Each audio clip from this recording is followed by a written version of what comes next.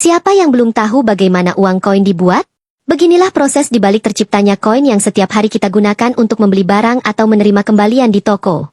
Meski terlihat sederhana, di balik setiap koin ada cerita panjang tentang teknologi, ketelitian, dan pengawasan yang ketat. Semuanya berawal dari bahan logam khusus yang dipilih karena kekuatannya. Bahan ini harus tahan lama, tidak mudah berkarat, dan memiliki berat yang sesuai standar. Di balik setiap koin, ada desain yang dipikirkan dengan matang, mulai dari gambar pahlawan, lambang negara, hingga detail kecil yang sulit dipalsukan.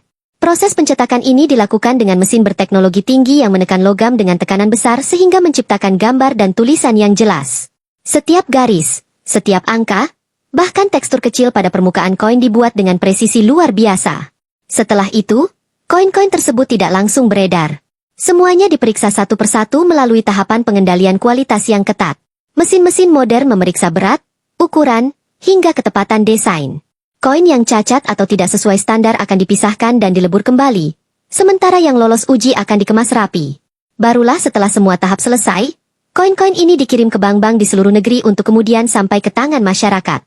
Jadi, setiap koin yang kita pegang sebenarnya melewati proses panjang yang melibatkan teknologi, keahlian, dan pengawasan ketat. Di balik bentuknya yang kecil dan ringan, koin adalah simbol nilai dan kepercayaan yang telah melalui perjalanan panjang sebelum akhirnya beredar di masyarakat. Setelah melihat bagaimana koin dibuat, kini saatnya melihat proses pembuatan uang kertas yang tidak kalah menarik. Uang kertas mungkin tampak seperti kertas biasa, padahal sebenarnya bahannya sangat berbeda. Uang kertas dibuat dari serat khusus, seringkali campuran kapas, yang membuatnya kuat, tahan lama, dan sulit dipalsukan. Proses pembuatannya melibatkan teknologi modern dan pengawasan yang ketat. Setiap lembar uang kertas melalui serangkaian tahapan pencetakan dengan tingkat ketelitian tinggi. Warna, angka, dan gambar dicetak berlapis-lapis, dengan beberapa bagian yang sengaja dibuat timbul agar bisa dirasakan oleh sentuhan tangan.